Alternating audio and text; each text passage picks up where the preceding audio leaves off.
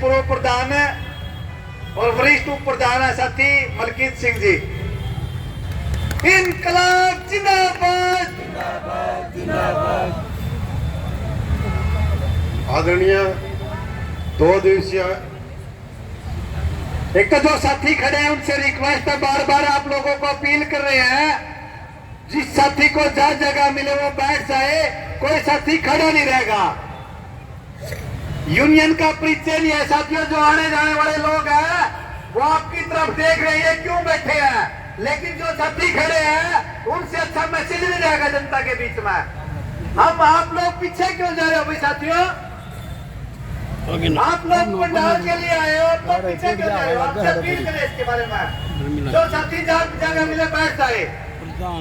साथी मलकीत मंडल फोन आया था भी मंच का संचालन कर रहे CITU के जिला सचिव साथी जगपाल राणा, पंडाल में मौजूद तमाम केंद्रीय ट्रेड यूनियन, कर्मचारी संगठन, मजदूर संगठनों के पदाधिकारी, कर्मचारी साथियों, मातृशक्ति साथियों, हर वर्ष ये 2 दिवसीय महापड़ाव करनाल के अंदर लगातार चले हुए हैं और साथ ही 2 दिन में काफी चर्चा यहाँ पे सरकार की नीतियों की, कर्मचारी मजदूरों के मांगों की होती है और वो लगातार 2 दिन से चली हुई है और हर जो भी वक्ता यहाँ आता सबके अंदर से एक आग निकल गया, आग इस सरकार के खिलाफ। लेकिन मुझे एक दिन याद आता है जब बीजेपी सरकार 2014 में चुनाव के अंदर थे, हम कर्मचारियों, मजदूरों,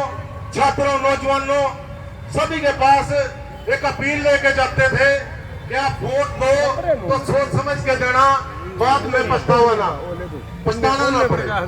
लेकिन उस समय हर एक की एक ही बात होती थी, ये बहुत बढ़िया सरकार आने लग रही है जी, सबके अच्छे दिन आएंगे, देश का विकास होगा, कच्चे कर्मचारी पक्के हो जाएंगे, तो इसमें सराहत योजना वर्करों को भी स्थायी कर्मचारी का दर्जा मिल जाएगा, महंगाई कम होगी, काला धन वापस आ जाएगा, हर एक के खाते में 10-10, 12-12 लाख रुपए आ जाएंगे। लेकिन जब ये सरकार सत्ता में आई तब समझ में आया कि हम उस समय उन लोगों से बातचीत करते थे, आज वो खुद हमसे बात करते कि आप उस समय बिल्कुल सही कहते थे। लेकिन अब 2 प्लान सरकार के हो चुके हैं और जो वादे इन्होंने किए थे एक भी वादा आज तक पूरा नहीं हुआ और 2024 का चुनाव फिर सिर के ऊपर है और दोबारा फिर अलग अलग तरीके से हमारे बीच में जातीय हिंसा, क्षेत्रवाद, धर्म, राष्ट्रभक्ति, इस तरह के अलग अलग के ड्रामे रच के सरकार दोबारा फिर सत्ता में आने की कोशिश करेगी और वो काम इन्होंने जारी कर रखा। पीछे पुलवामा हमला, देश के लोगों के अंदर बड़ी सहानुभूति आई कि फौजी जो शहीद हो गया उसके बाद सर्जिकल स्ट्राइक कर दी, बहुत बड़ा काम कर दिया सरकार। लेकिन आज तक उस पुलवामा हमले का जिम्मेवार कौन है, क्यों ये हमला हुआ, क्यों उसको सजा आज तक नहीं मिली, मतलब ये भी एक सोचने का विषय। अब इसी तरीके से देख लिया इन्होंने कि अब जनता के अंदर गुस्सा क्यों लगता है, गुस्से को किसान इन्हें नहीं छोटे लाठी मारे बिना, छात्र इन्हें नहीं छोटे लाठी मारे बिना, महिलाएं इन्हें नहीं छोटे लाठी मारे बिना, कर्मचारी इन्हें नहीं छोटे लाठी मारे बिना, सरपंच सेक्रेटरी इन्हें नहीं छोटे लाठी मारे बिना, मतलब तानाशाही शासन की जो स्थापना सरकार करना चाहती है, दोबारा से उसी राह पे सरकार चल पड़ी है। लेकिन चर्चा भी होगी 2 दिन के अंदर। मणिपुर के अंदर जिस तरीके के हालात चले हुए हैं, लोगों के घरों को चलाया जा रहा, लोगों को मारा जा रहा, उसके ऊपर प्रधानमंत्री चुप। मेवात के अंदर जिस तरीके के हालात पैदा हुए, हिंदू मुसलमान के नाम पे जो दंगे कराए गए, लेकिन एक बात और हमस के बीच में सरकार ने जो प्लान बनाया था कि इस तरीके के हालात यहाँ पैदा करके पूरे प्रदेश के अंदर आग लगाई जा सकती है, लेकिन इस देश की जनता, प्रदेश की जनता अब जागरूक हो चुकी है, इनकी बातों में आने वाले नहीं है। मतलब केवल मेवात तक ये मामला सिमट के रह गया, दूसरी जगह चुटपुट घटनाएं हुई, नहीं तो ऐसा माहौल पैदा कर दिया था कि हिंदू मुसलमान ये धर्म के नाम पे पूरे प्रदेश के अंदर आग लगाने का काम ये सरकार कर रही थी। लेकिन जब मेवात के लोगों से बातचीत करें तो वहां मेवात के लोग केवल एक बात कहते हैं कि यहाँ का हिंदू और यहाँ का मुसलमान उस आंदोलन के अंदर, उसे मतलब प्रदर्शन के अंदर शामिल नहीं थे, झगड़ा करने वाले नहीं थे। झगड़ा करने वाले हिंदू भी बाहर के और झगड़ा करने वाले मुसलमान भी बाहर के। और अब कार्रवाई किसके ऊपर हो रही है? जो मेवात के लोग हैं, जो मतलब निर्दोष लोग हैं, उनको जबरदस्ती निशाना बना के नौजवानों को उठाया जा रहा है, उनके ऊपर कार्रवाई की जा रही है। और दूसरे तरीके का बयानबाजी, मतलब मस्जिदों को बंद कर दो, इनका राशन पानी बंद कर दो, अलग अलग प्रकार के बयान आ रहे हैं, जिससे जो अंधभगत है इनके, वो भी जनता के अंदर जाके इस तरीके की अशांति फैलाने का काम नीचे नीचे कर रहे हैं। लेकिन उनको आप लोग जो जागरूक लोग हैं, वो उसी समय उनको मुंह तोड़ जवाब दे रहे हैं कि ये कोई वहां का मामला नहीं है, ये ब्रज शोभा यात्रा कोई पहली बार नहीं निकली है, ये ब्रज शोभा यात्रा लगभग। और वहां का मुस्लिम समुदाय चाय पानी का इंतजाम करता है, मस्जिदों के अंदर मतलब उन शोभा यात्राओं को रुकने का इंतजाम होता था।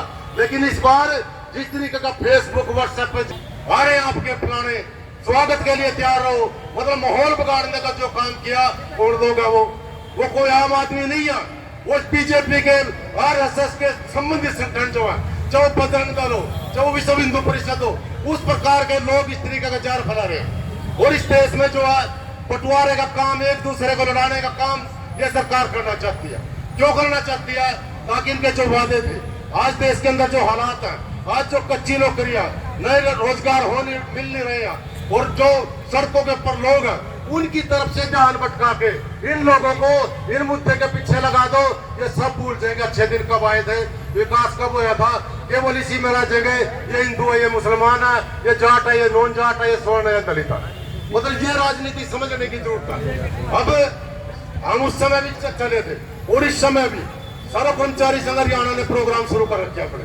पहले हमने विधायकों को ज्ञापन दिया, उसके बाद सांसदों को, जो अपने पार्षद है उनको, ये सरपंच तक भी हम जाएंगे, मेंबर तक हम जाएंगे। इस सरकार की जो नीतियां, इन नीतियों को उनको बताने का काम करेंगे कि सरकार किस तरीके का रोजगार, बेरोजगारी, महंगाई, पेंशन खा रही है, मतलब जिस तरीके के हालात प्रदेश के अंदर है, वो सारी पोल खोलने का काम सर्व कर्मचारी संघ हरियाणा लगातार लगे हुआ है और लगातार करता रहेगा। तो आप सभी साथी, आपसे भी अपील है कि इन बातों को जो आप यहाँ सुनते हो, इन नीतियों पे जो आप यहाँ चर्चा करते हो, इनकी भी आपको फील्ड में जाके चर्चा करने की जरूरत है। तब जाके कहीं ना कहीं आपके जो मांग मुद्दे हैं, इनके ऊपर सरकार सोचने को मजबूर होगी और किसी न किसी मांग मुद्दे का हल हमारा निकल सकता है। तो दो नारों के साथ अपनी वाणी को विराम दूंगा। आप सभी ने मेरी बात पढ़े, ध्यानपूर्वक सुनी, आपका बहुत बहुत धन्यवाद। इंकलाब जिंदाबाद, बीजेपी सरकार मुर्दाबाद, और हो बर्बाद, हमारी एकता जिंदाबाद, सर्व कर्मचारी संघ हरियाणा जिंदाबाद, जिंदाबाद, सिर्फ कर्मचारी मंच जिंदाबाद, सारे संगठन जिंदाबाद। धन्यवाद सर।